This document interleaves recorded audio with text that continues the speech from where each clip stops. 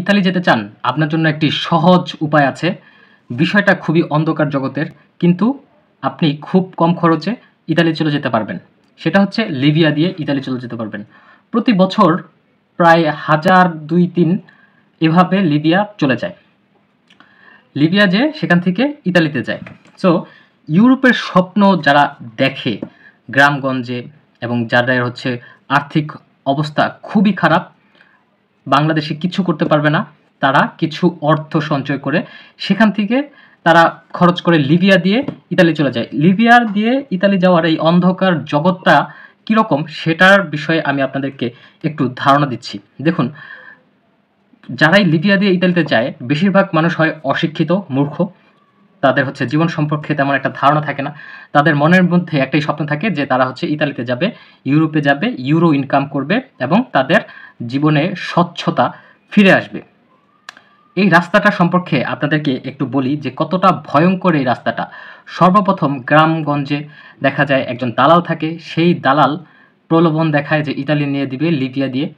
Libya দিয়ে Italy নেওয়ার জন্য তাদের প্রায় 8 লাখ টাকার মতো খরচ হবে। দালালদেরকে এই 8 লাখ টাকা দিতে হবে। তারপরে লিবিয়া পাঠাবে। লিবিয়া পাঠানোর পরে সেখান থেকে বোটে করে একটা সাগর পাড়ি দিয়ে ইতালিতে যাবে। মেন প্রসেসটা আমি আপনাদেরকে বুঝিয়ে বলি। প্রথমে একটা পাসপোর্ট বানাতে হবে। পাসপোর্ট বানানোর পরে লিবিয়ার জন্য তারা হচ্ছে বিমান দিয়ে লিবিয়া যাবে। লিবিয়া নেমে তারপরে সেখানে অবশ্যই লিবিয়া কীরকম একটা রাষ্ট্র সেটা আপনারা জানেন, বিধ্বস্ত একটি রাষ্ট্র। সেখানে কোনো সরকার নেই, সেখানে জঙ্গি দিয়ে ভরা, হামলা, আপনার হচ্ছে খুনাখুনি এরকম হয়েই থাকে। মাফিয়াদের সাম্রাজ্য হচ্ছে লিবিয়া। সেখানে যখন আপনি যাবেন, যাওয়ার পরে আপনি কোনো কিছুই খুঁজে পাবেন না, সবসময় একটা আতঙ্কর মধ্যে থাকবেন।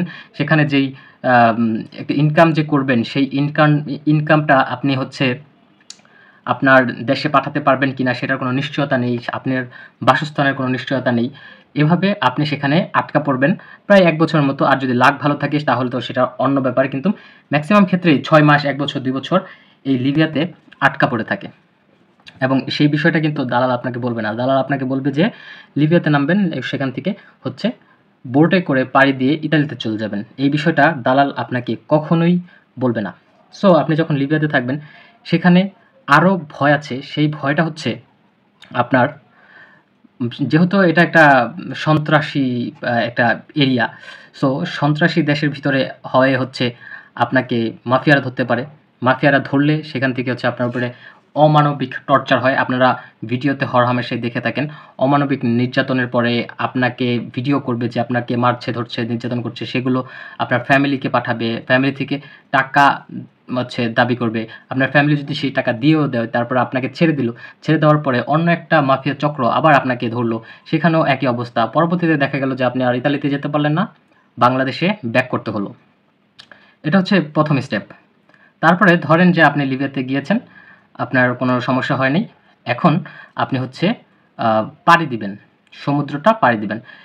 এই জায়গায়ও একটা পয়েন্ট আছে যে বোট, সেই বোট কিন্তু সবসময় ছাড়ে না। কারণ সাগরের যে অবস্থান বা সাগরের ঢেউয়ের অবস্থান বা একটা এনভায়রনমেন্টাল ব্যাপার-স্যাপার থাকে, একটা আবহাওয়ার ব্যাপার-স্যাপার থাকে, সেই সময় কি বোট ছাড়বে নাকি ছাড়বে না, এটা নিয়ে একটা মানে ঝামেলা থাকে। যে এটা তারা হচ্ছে ক্যালকুলেশন করে তারপরে হচ্ছে নির্ধারণ করে যে কবে ছাড়বে বোট, সেটা একটা ঝামেলা। এখন এই ঝামেলাটা হলে আপনি লিবিয়াতে আটকা পড়ে যাবেন। ধরলাম যে আপনার হচ্ছে ঝামেলাটা হলো না, তারপরে কি হবে? আপনি হচ্ছে 2টা পথে যেতে পারবেন। একটা হচ্ছে জাহাজে করে, আরেকটা হচ্ছে বোটে করে। এখন যেমন ধরেন 5-6 লাখ টাকা লাগবে, এবং আপনার যদি বোটে যান সেই ক্ষেত্রে দেখা যায় 2 লাখ টাকা লাগবে।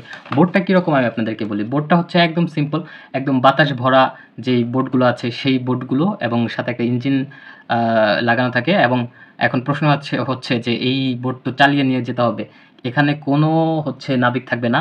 এখানে মনে করেন যে কীভাবে বোটটা চালায় সেটা একবার দেখায় দিবে। তারপরে আপনাদের নিজেদের থেকেই কেউ একজন এই বোটটাকে চালাবে বা একত্রিত হয়ে সবাই চালাবে, এবং তারা একটু দিক নির্দেশনা দিয়ে দিবে যে ওই দিক দিয়ে যাবেন বা এই দিক দিয়ে যাবেন, একটু আপনাদেরকে বলে দিবে। সো বলবে যে ওই সোজা যান, আপনারা ওই সোজা যেতে থাকবেন। যেতে থাকার পরে এক পর্যায়ে দেখা যাবে যে অনেক ঘন্টা, একদিন পর বা ১.৫ দিন পর দেখা যাবে যে পাড় দেখা যাচ্ছে বা লোকালয় দেখা যাচ্ছে। সেই জায়গায় যেয়ে আপনাদেরকে হচ্ছে ইতালিয়ান যেই শিপ থাকে, কোস্টাল শিপ, সেই শিপগুলো রেস্কিউ করবে। রেস্কিউ করে আপনাদেরকে ইতালি নিয়ে যেয়ে সেখানে বন্দী করবে। বন্দী বলতে আপনারা হচ্ছে বিপদে পড়ে এসছেন, সেই হিসাবে বন্দী করবে। বন্দী করে সেটাকে লাগার বলে। এই লাগারের মধ্যে রাখা হয়ে থাকে এবং এই লাগারে বন্দী থাকবেন। যেমন রোহিঙ্গারা থাকে না? সেরকম ওইখানে লাগারে বন্দী থাকবেন এবং সেটা কিন্তু উন্নত মানের, বাংলাদেশের মতো না। সো এইভাবে হচ্ছে যায়। এখন লিবিয়া দিয়ে যাওয়ার ক্ষেত্রে এটা হচ্ছে ডু অর ডাই সিচুয়েশন।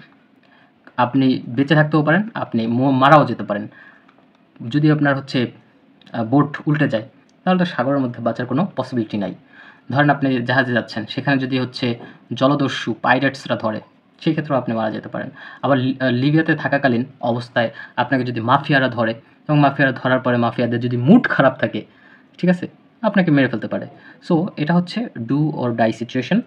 আপনি যদি বাংলাদেশে মানে অবস্থান করছেন, ভাত খেতে পাচ্ছেন না, এরকম সিচুয়েশন যদি হয়, সেই ক্ষেত্রে আপনি আপনার লাইফকে রিস্কে নিতে পারেন। যদিও এটা মানে নেওয়াটা খুব বোকামি হবে। তারপরে যদি ভেবে থাকেন যে আপনি লাইফ রিস্কে নিবেন, তাহলে এই সব সিচুয়েশন আপনার ফেস করতে হবে, মাস্ট বি। আপনার জেনে রাখা উচিত। আমি আপনাদেরকে বলছি, কারণ আমার অনেক পরিচিত মানুষ গিয়েছে, আমার গ্রাম থেকে অনেক মানুষ গিয়েছে।